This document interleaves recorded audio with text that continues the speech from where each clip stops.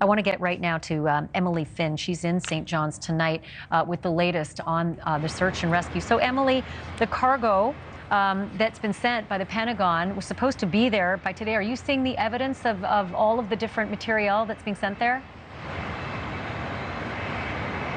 Yes, we are, Ashleigh. I don't know, maybe you can hear, too, the engines are just getting started up on these planes. Our team just landed in St. John's a couple hours ago, and as we were leaving the airport, we saw the U.S. military planes. And as you mentioned, this is all part of efforts from the U.S. to assist in these search and rescue efforts to track down that vessel. Do you have any idea what the actual plan is? Because it's one thing to land planes and, you know, have heavy equipment in St. John's, but it is, by my measurement, I think it is 400 miles south of where you are. That's where the Titanic wreck is. That's where the submersible is thought to be. How are they going to get the material that they need to be in the water out there fast enough? Because we're down to 30 to 35 hours. Certainly, Ashleigh, you know, the equipment is here right now, so it is going to take some time for them to get it out to the water. And there are few details available right now about the actual equipment that is on the planes. But as you just mentioned in that Pentagon press release, these are the 3 C-17s that they sent from Buffalo, New York, here to St. John's. And we know that they have rescue-related cargo on board. And while that is a very vague term, another branch of the U.S. military, the Navy, is assisting as well. And they're deploying the Flyaway Deep Ocean Salvage System. And Ashleigh, what's cool about this is actually one of the only pieces of equipment in the entire world that has the capabilities of safely, keyword safely, lifting such a large vessel like the Titan. Well, thank God, because that's been the word sort of in the community, is that the Navy has the goods. They've got the heavy artillery to fight this fight. So the fact that they're mobilizing, that's really great news. Do you feel the sense of urgency there? I mean, we feel it just as viewers watching this emergency unfold, but we're not in the thick of it like you are.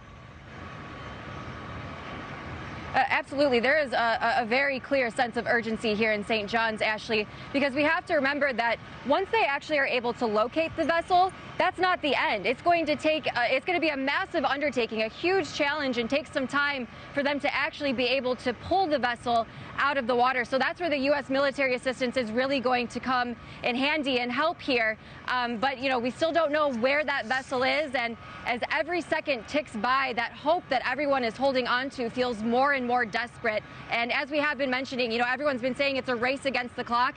Less than 35 hours of oxygen supply left, Ashleigh. So we'll be on the ground all day tomorrow. I encourage your viewers to tune into NewsNation throughout the day, because as soon as we have updates on this search, we'll be bringing that to our viewers. Yeah, we're not leaving this story. We're not leaving those 5 souls on board without, you know, the hopes and prayers of the nation and indeed the international community that's following this. Emily, real quickly, the U.S. Coast Guard is saying that it's been coordinating everything. They named the Canadian Coast Guard as part of this, the Air National Guard, of course, the Polar Prince, which was the mothership above the Titan Explorer.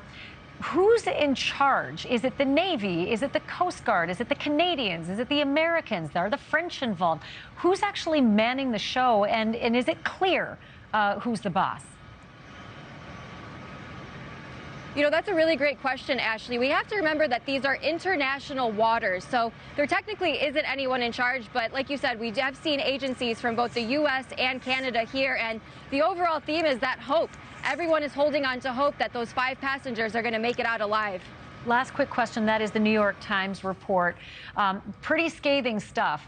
I think the quick mention here is that there were 38 experts, industry leaders, deep sea explorers, oceanographers, all part of a membership in this sort of deep water exploration community, saying to this company, to OceanGate, you're not ready, and you shouldn't be taking passengers down until you get with the protocols that the rest of the industry employs. What are you hearing out there about this New York Times report and about the 2018 criticisms? Yeah, Ashleigh, yeah, dating back to 2018, more and more details about this continue to come to light, and that's a goal of our team here on the ground, to investigate this a bit further and get some answers about those warnings about the potential dangers.